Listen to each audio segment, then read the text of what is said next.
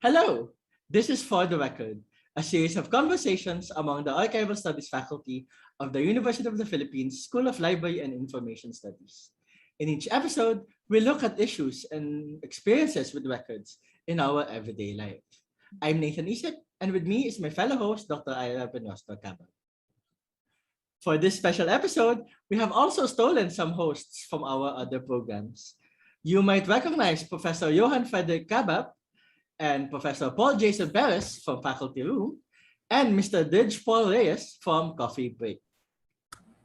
The theme is records and storytelling, and we are going to look at archives as levers of memory, the role of these levers in shaping institutional memory. We look at some of these roles, and in particular, one of these roles being that of telling stories about, of, from the institution. And when we talk of stories, we will examine what the role of these stories are, not just in recalling the past, not just in remembering, but also in shaping the present. So, especially in terms of shaping the current identity of a particular institution. And then, going to the main reason why we have a special episode today, it's because it's SLIS's 60th anniversary. So we are going to look at anniversaries and celebrations as an advocacy opportunity for the archives, but also for the institution as a whole, and how this opportunity shapes our understanding of the institution, but also our identity as members of the institution and the larger community surrounding that institution. So without further ado, let's talk about the concept of archives as levers of memory. Maybe Iyra, you can talk to us about that. Okay, so I'm not going to give a long lecture about it because this will cost us one whole semester to discuss everything. But yeah, obviously we encounter records and archives every day. Probably not in your everyday sense of life, but we encounter and use and create records almost every day. But when we try to keep and capture the records for us to remember, or for us to have a documentation of what happened in the past, we have to accept that these records and also archives are just slices or slivers of what completely or what happened in the past. So when we say they're just slivers of memory, so we have to acknowledge the fact that what we're keeping and what we're documenting are just portions or small portions of the entirety. So now it's somehow the same with what we're doing in libraries and archives and museums and other cultural institutions or agencies, that when we put materials there, it could be artifact or a book or a single record or a photograph. Those things may represent what happened in the past or an event or a group of people, but you cannot say that that representation could actually represent the 100% of a certain event or even a group's identity. So I think it's crucial for archivists, for records managers, for librarians, for museum curators, to come up with informed and sound decisions whenever we curate and select and choose things that we put in the archives or in your library or in your museum. So that's, I think, that's how we can encapsulate the idea of archives, memories, and slivers of memories and records. Yes, and that also highlights the importance of context, not just capturing context, but also correctly interpreting the context of your particular records. And the good thing about it is that there could be a lot of interpretations and reinterpretations and reactivations of this record. So in this episode, what we're going to talk about with our guests from the different programs, the faculty room, the coffee break, and of course, us, people in the For the Record, the different initiatives and the projects that we're doing in UP SLIS, not as just parts of commemoration, but as a means to interpret what UP SLIS has done in the last decades. Yes, and I mentioned earlier that one of the things we're going to be discussing is indeed the role of this slivers of memory, these containers of the past, in shaping institutional memory. So particularly when you are reaching specific milestones like you do in anniversaries, it's really important to look back and think of one, how far you've gone, but also how you got there in the first place. Yeah. And when we look at the shaping of the institution, one way of shaping the institution is through its stories, through its narratives. And maybe Igor can talk to us about the different ways of telling stories within the institution, about the institution. Okay, so there are a lot if you're talking about institution and that institution having the vision to tell its story. So one thing that we probably have, and I think you're quite familiar with that, is it has its own frequency. I don't know if it's coming out. You have a newsletter. That's one. You tell people about what's happening with the institution. You also have a web presence. The website is one way to tell the people about that. There was a time when we had a mailing list, but that's very, very old. And actually, this one I think is quite something that we undertook quite recently. We wanted a book. We wanted something solid to be able to tell our story. The SLIS in particular. That's why we have a coffee table book. You mentioned the coffee table book. I actually have the current SLIS coffee table book with me right now. Yay! But this isn't really the first time the coffee table book was bought up, wasn't it? And there have been many different containers of stories over the years for SLIS. Maybe someone can discuss what happened with those. Okay, so what happened there?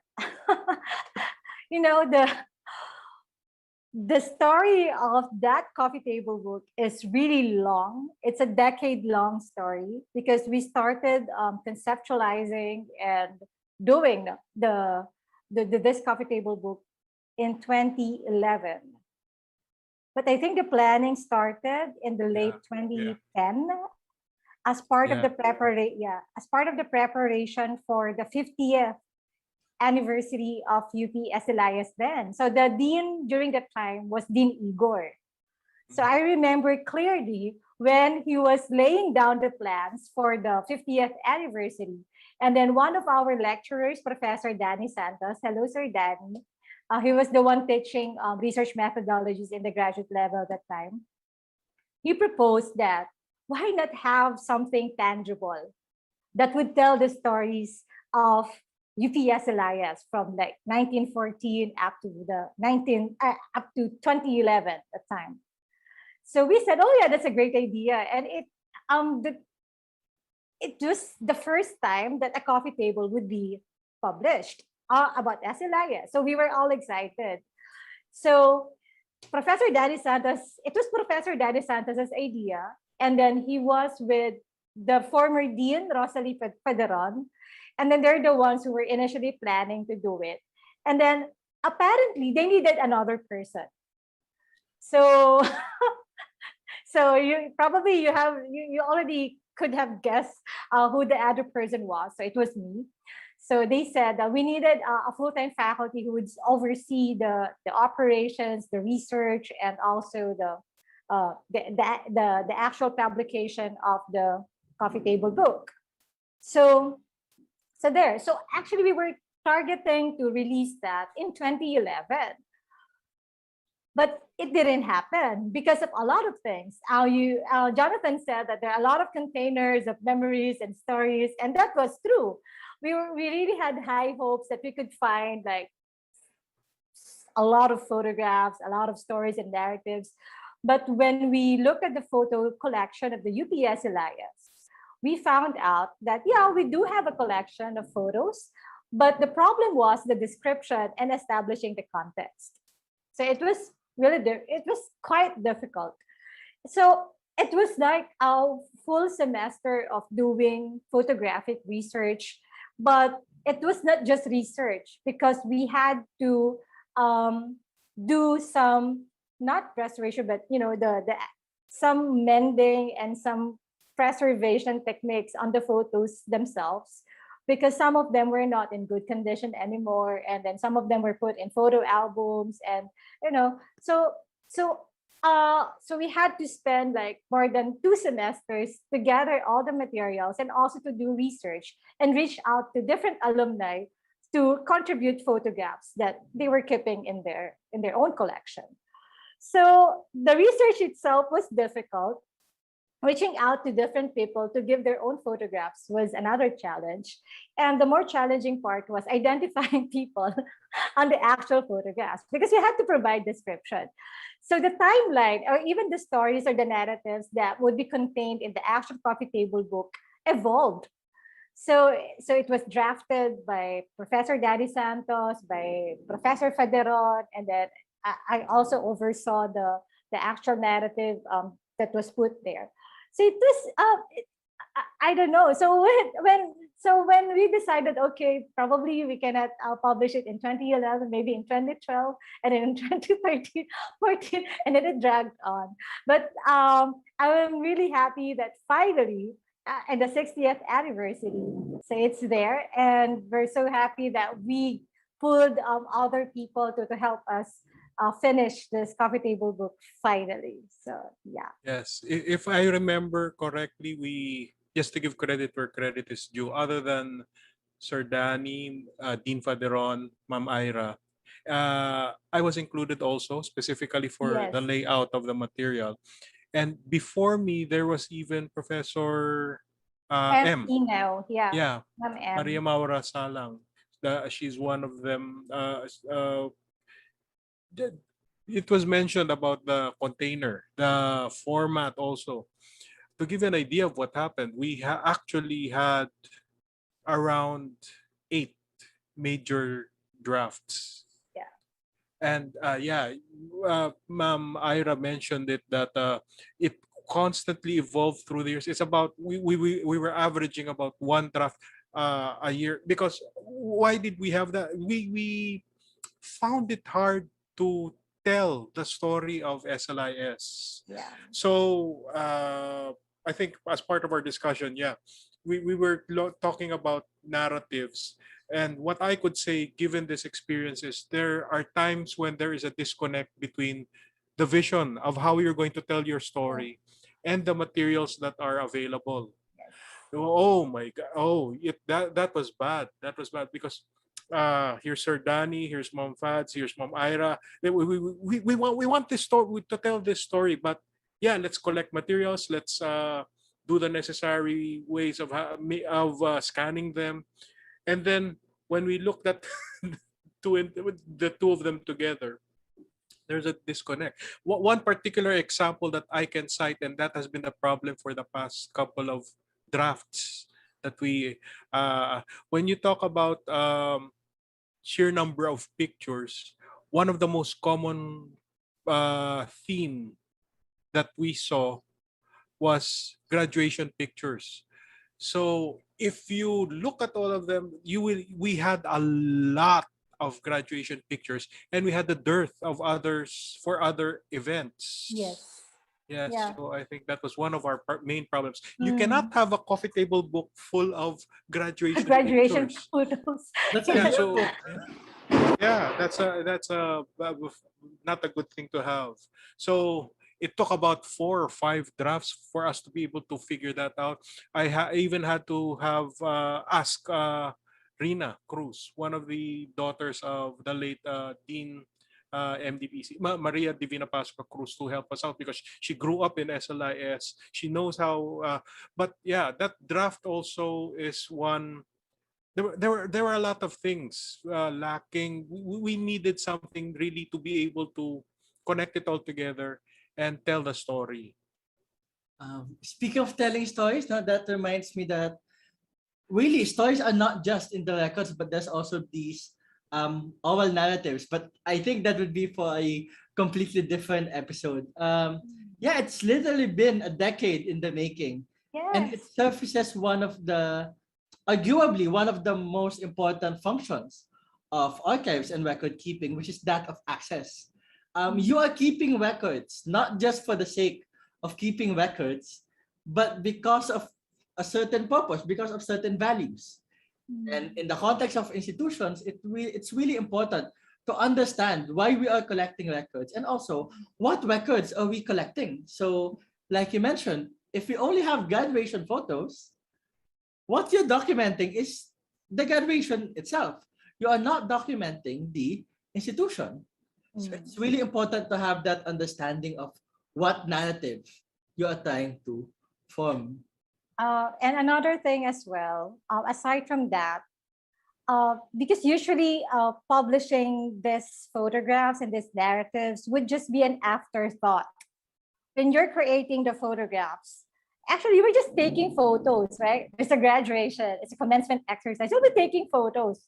But if you do not have, let's say, a documentation strategy, for instance, that in this, for example, during the deanship of Professor Johann Frederick Cabbab, all the events should be documented properly. So another problem that we faced is that there were times, there were generations that were not that documented. Yes. So you would see perhaps in the After Coffee Table book that there's this number of years wherein there were a lot of photos, there were a lot of information. There's this number of years wherein you will see that, just some more little information and then some photographs, because you will see that the strategies that were done before were not equal. Okay. So I guess that really affects the kind of narrative and interpretation that we could put or we could generate from the records that we see. Of course, there's also the challenge of doing it in 2011. So you have that Yes. decade-long digital black hole of I know, when right? people shifted to digital cameras, and then Mhm. have those files now. Yeah. And also, there's this worry. All right, you've taken photos, you have the photographs. You don't know who the people are. Yeah. You don't know where the photo was taken. Although thankfully for something like SLIS, we are intimately familiar with the buildings and the spaces. So it's easy enough to identify. But can you imagine someone doing it 50 years from now? Yes. Who have never been in Gonzales Hall, Yeah. and not knowing what they are looking at? And Yeah. then there's the question of, do we even have the intellectual property rights over those records? Especially for photographs, do you have the copyright to publish the photograph, to use it for a particular exhibition, for example? Yeah. One thing that I could add to what Nathan and Ira said regarding the points that you raised, one would be we have to give credit where credit is due. One thing that I could really point out was that one of our university research associates, Miss Narea Molina, was the one who had a lot of she had the initiative to actually take photos during that time. She was the university research associate of the SLIS. The problem was when she took on another job, blam, the documentations stopped. That was one problem. One other problem, though it's not her fault, was of the material itself. You take the photograph, it's on film, you have it developed, and the problem with that is, yeah, I think Ma'am Ira can tell us about that. Yeah, because it was in the 80s and 90s. So they had this habit to put the photos on a bulletin board. So it was quite difficult for me, to be honest. And I hired student assistants to help me with this research. And so we had to manually what you call it, detach some photos from the cartulina, from the paper, and it has been there for like decades already. So instead of just doing the archival research, we had to do physical processing for the photographs themselves. But I am really thankful for Miss Nerea for what she did, because she was able to capture a lot of events, and she was able to archive them in different folders and envelopes. So yeah, so thank you, Ate Rhea, if you're listening. Yeah. I One would- last thing regarding all of these things that we're talking about. We're talking about photos. PJ and I are involved in another part of the program for the 60th, and it is the In Memoriam. So I was given the task of actually uh, coming up with a list of those who have passed on. And one of the initial plans was, let's look, since you have the coffee table book, you have the resources, you have the assets, pour over them and look for photos of those who have already died. So as it turns out, a lot of them don't have photos. So that's one problem that we encountered. So we took we had to come up with a decision that it won't be fair if some people have photos in the in memoriam portion and some would not. Yeah. I just suddenly thought, can you imagine when we're doing our 70th anniversary and then for 2 years all the photos are Zoom screenshots? Hey, these are our meetings. Screenshots. Yeah. And hopefully I will not be the one in charge of the coffee table book for the 70th anniversary. but let's see. But anyway, I think what's good about having this project is that people from different generations could really contribute to the different memorialization and commemorative projects like this. Because just imagine, so was the I was the one in charge of that 10 years ago. 10 years later, I'm still doing the same thing. And we have new people coming in like PJ and Dridge, who really helped us out in carrying out this project. So perhaps it would be good to hear also from PJ and Dridge what their views about or what they discovered when they first got into these projects. Yeah, the theme of our 60th anniversary is challenging traditions, Yeah. embracing innovations. And when we talk of innovations, fine, we have these published materials like a coffee table book, but expression is not just limited to print. And one of the big things that PJ and Didge are working on at the moment is the SLIS exhibition. And maybe PJ can talk to us about the exhibition and Didge can talk to us about the challenges that you've encountered when you were trying to develop the collection around the exhibition. Yes. Again, thank you so much for having us in the show. Uh, to be honest, the idea for the digital exhibit really came later, and but the good thing is there's already a lot of work that was done by Ma'am Ira, Sir Igor, by the previous team. So there's already the materials, there's already the description. So it's really just repackaging these records, these memories into a new platform. And with that, I guess it's going to be a lesson for other organizations that you cannot just uh, one day say that let's create a digital exhibit without having this work behind you, because again, the digital exhibit will not be possible without all the archival work that has been done by the previous team. So we're really grateful with that. And with the digital exhibit, we really just look for, because of the limited time also, we look for the available open source systems. So some of the systems that we looked at would be Collective Access, Omeka, and Collection Builder.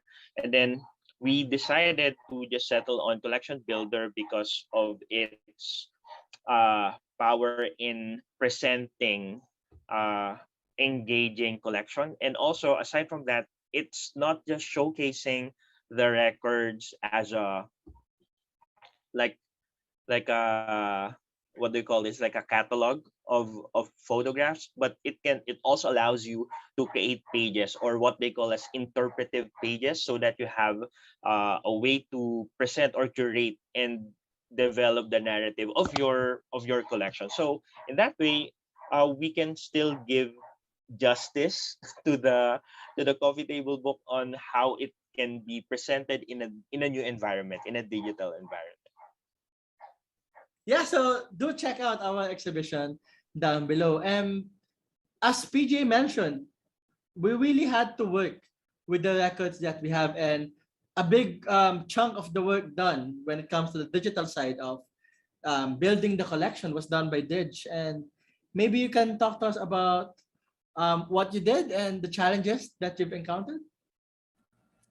Um, uh, what's great about our college process? We already have our existing records and documents, and I came in late into the project. I came in 10 years later after the coffee table book is already published. So most of the brunt of the work has already been done. So most of the things that I've done is more on the marketing side. So I've created we've created the teaser videos, we've created marketing posters, we've created marketing projects in order to promote our coffee table book. And most of the challenges that we've faced is more on the supply chain and supply provisioning. So but still, even after the coffee table book has been published, we are still continuing making records and documents, of course, because from a managerial point of view, we still need to continue all of these documentation, especially from coming from a government institution. We are prepared. We should be prepared to be audited by the end of the day. So we've been working with several suppliers, service providers, publishers, and all of that. Of course, our packaging and our delivery partners, and providing our services to them. We have also been, of course, we have been leveraging technology in order to keep proper documentation on our orders and their delivery status. And of course, we are still continuing collecting more stories for our colleges by trying to market with those clients or our friends who have already their coffee table book, because we also want to know the story of what happened to our book afterwards. So people who are watching right now who already have your book, we would welcome your submissions. If you can share us your pictures or videos or your review what happened with your book, you could maybe share it to us if it's already somewhere down below Visayas, Mindanao, or it's somewhere foreign, if our school or our book is already out there. So we want to hear your story. We want to hear the story of our book, and we want to hear what's happening to you right now. So that's right, sir. Yes, speaking of that, we are very lucky that we have a really good production team. So if you have been following our Webinar Wednesday series, you will have noticed that at the start of each of our webinars, we have a 60-second clip greeting SLIS for its anniversary, and that was due to the hard work of Dridge. And of course, all of the visual assets that you can see in our productions, like the SLIS anniversary logo and the Zoom background that Dridge is using right now, was created by Eagle. And that also brings to light another important considerations when you are working with your archives in this particular way, so such as when developing exhibitions. So whenever you use your collections, it's not sufficient. So, oh, let's make a website, let's make an exhibition, let's hope people find it. So you actually have to reach out to the people that you are trying to connect with. So, all right, you are trying to tell a particular story. You are trying to propagate a certain narrative. Although that sounds highly institutional and corporate, trying to put forward a certain narrative. But that's what you're doing when you are creating an exhibition. You're telling a particular, you're following a particular agenda. Yeah. And so you have to reach out to the people that that agenda is meant to influence. So specifically the community around the institution, our alumni, our former staff, faculty, and even anyone who have interacted in any manner with UP SLIS. Okay, I think just a follow up. One thing that is really important when you're doing or managing projects like this is that you have to situate yourself in the position of your target audience, right? So 10 years ago, the audience was different. And then 10 years later, we realized that, okay, things have changed. So perhaps it would be best if we will tweak our strategy to, how we will design the actual coffee table book, the contents, and how we're going to approach the audience, the target audience, who will actually read and buy the coffee table books. So aside from inflation, of course, inflation rate, that's that's something inevitable. Yeah, the actual interest of the target audience really changes. So it's quite challenging because people in the team, I think the people in the team that were retained were just me and Sir Igor, and then other faculty members, for example, Ma'am Waina also helped me with this. Sir Martin Julius also helped me with this for some time because it's been 10 years, and some students also helped me with the contents of the coffee table book. Yeah, so I think the more important thing that we need to remember is that there would be contingencies, and we have to be really prepared for that. But of course, you cannot be absolutely prepared for everything, right? So, but you just have to be really flexible and accept the fact that your audience, your target audience, will look for something different from in your output. So yeah, I think Sir Igor has something to say. Actually, one takeaway I had from the whole decade-long experience, coupled with my experience in publishing, and just to tie it with what Sir PJ, what Dridge, what Ma'am Ira, and what Nathan said, to tie it up with the audience and processes.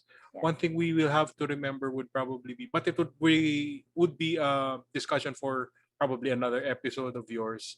File formats. That's Yeah. very, very important. Yeah. As of now, we are going to have to deal with also particularly DPI. Yeah, it's different. If we have a photo, you change it, you scan it, it's going to have a high DPI. If you plan it for preservation, oh, that's a it depends on who you're talking to. It's debatable.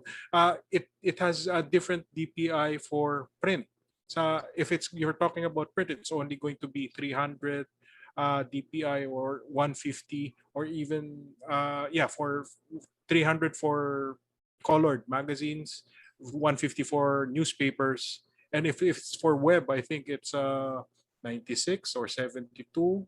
So you have multiple files. I don't know how you're going to have to manage that, and that's what happened to us throughout the processes. But I think we stuck with the main high res first. Yes. So And for those listening, for the record, those values are guidelines at present time and in the current context.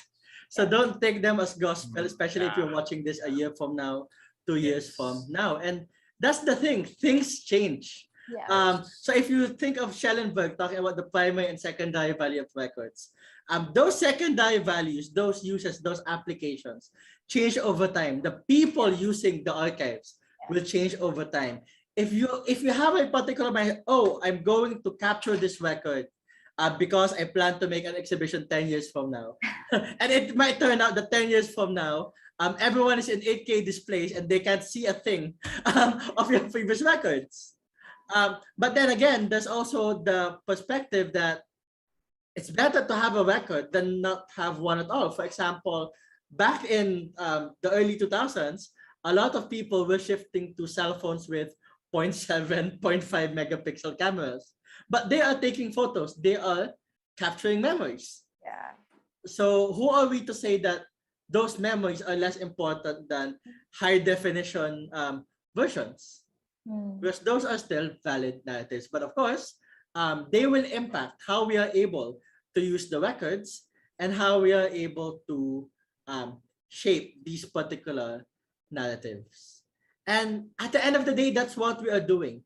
We are shaping our current. So We are shaping our current knowledge base, information spectrum, um, and we are shaping our identity as individuals who are part of the organization, but also of the institution as a whole. And I guess that would be the parting question for this episode. Our theme being challenging traditions, embracing innovations. Um, how do you see SLIS doing this now and in the future? So we have already discussed about these contingencies and changes, right? So with all these available technologies, tools, and resources that we can use for capturing and preserving people's memories or even collective memories, perhaps it would be best to hear from the younger generations of UP SLIS who just joined our team about their views on what could be done or what they think are the good ways to tell stories or to capture these narratives and preserve them and relate them or convey them to more people. So maybe we can hear from Dridge because he is our baby in the coffee table book team. Dridge. And so, coming from the youngest member of the coffee table book team, and I think also the youngest member of the faculty as a teaching assistant. So I think we have been embodying our theme of challenging traditions, embracing innovations very much, especially right now with our pandemic situation. And it's very great that we were able to adapt accordingly towards our virtual presence. And I guess we have been so far challenging the traditional approach, not just in storytelling, in providing our lessons and providing our content. So we've moved on to our webinar Wednesdays. We have so many talking points, talking shows right now. We have For the Record, Coffee Break, Faculty Room. We also have our student-led content, like Digital Scholarship by Sir Landorado. So I guess we have been moving towards more innovative storytelling by moving towards more technological approach. And I've seen other faculty also move beyond that, like Sir Igor Cabbab's webinar Wednesday have been using some virtual assistants to help discuss. So I guess in the coming years, even if the pandemic can become better, we can still continue towards our innovations toward technology, and we haven't yet touched upon virtual reality, artificial reality. So maybe those are the next stepping stones that we can look forward to in not only providing our lessons to our students, but also in providing the story of what's been happening with our institution, especially right now that we are sort of stuck here in this digital world. So yeah. Maybe Sir PJ can add more to that. For me, what I see as, or what I hope for the future of SLIS is that we'll have a more inclusive and social creation of stories. And I'm already seeing this as a trend with other cultural institutions like Trove in Australia, Europeana in the European Union, wherein they have their collection, and then users can dive into these collections, and then they can create their own curated materials. They can tag the photos, they can provide some descriptions, and I think we're going to need a lot of help from students, alumni, and previous employees of or friends of SLIS to really help us tell the story of SLIS. And because aside from us deciding what would be the story of SLIS, it would also be interesting to hear what others might contribute to our story. So that's already happening with other, especially Western countries, and I hope that we can also emulate the good parts of that, technology. And I believe the exhibition that we have allows other people to submit their own records, doesn't it? Yes, that's correct. So I hope we hope to receive some pictures or videos or stories from our alumni and friends of SLIS in the future. Yes, so this is a continuation of our hashtag I remember. If Yeah. you have your photographs, videos, even souvenir programs, for example, or activities relating to UP SLIS. Can they submit exams? Oh, Blue book examination. Maybe we should ask the faculty members if they will allow it. A grade requirement for the exams to be submitted.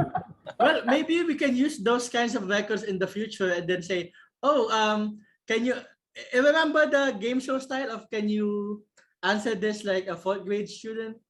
So we can have something similar yeah. like, oh, can you answer these questions for a librarian from the 1960s or Oh. from the 1980s? Because we have hugely different classes now in the school, and I wonder if some of our students could answer those old exams. Yeah, actually, there are a lot of records aside from the photos and videos. There are a lot of records that could be captured and preserved. You know, times are changing, as I said earlier. So in the next couple of years, people would look for different types of records and different types of information and stories.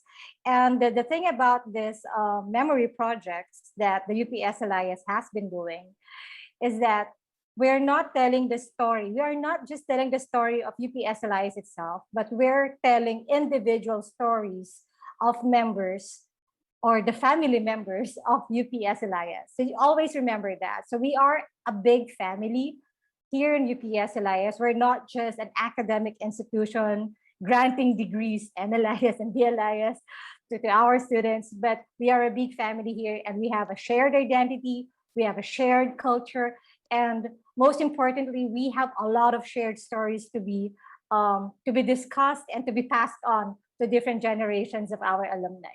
Okay. Okay. So siguro, one thing that I could ask would probably be, I'm asking my batchmates and all those who probably came before me, contribute to this. Yung nga, para mawala yung disconnect between our vision and the material. So yun, contribute what you can to add to the way we could probably add to the narrative of SLIS. Oo nga, and because currently we're experiencing the pandemic, maybe you can explore the digital exhibit first. So please look at the materials, and if you have something that's similar that you want to share, especially sa mga kabatchmate ko yung mga panahon natin, please do submit it. You'll see a platform where you can submit your stories. And also, I would like to give a shout out to the student, David Viray. Hello. He is the one who also helped with this digital exhibit as part of his LIS 181. Yeah. And idagdag ko rin na I would also like to call on to my batch or kahit yung mga younger pa sa akin, huwag kayong mahihiya. Don't think about it na ay very recent lang naman to, bakit natin to isasama sa history. No matter how recent, kahit kahapon pa yan nangyari, that's part of our institution. So please submit your stories, please submit your submission sa amin. Magagamit at magagamit pa rin natin yan. Yeah, even if it's as recent as this semester, if you want to share experiences of studying from home, by all means, feel free to contribute. And it's not just limited to contributing to our online exhibition. If you want to be interviewed, if you have stories you want to tell yourself, please get in touch. We have an upcoming All History project as well. So send us an email and we'll make arrangements, and we hope to capture those stories as well. And that brings us to the end of this special episode of For the Record. For the Record is brought to you by UP SLIS. Find out more about the school on our new website coming out tomorrow. So stand by for the launch of that new website. And of course, do visit our digital exhibition. If you haven't yet, please order our coffee table book. It has been literally a decade in the making. Thank you for watching. Please don't forget to subscribe to our channel for more fun conversations on archives and records, and stay tuned for a lot more events coming up this 60th anniversary week of UP SLIS and throughout the rest of the year as well. See you soon. Bye.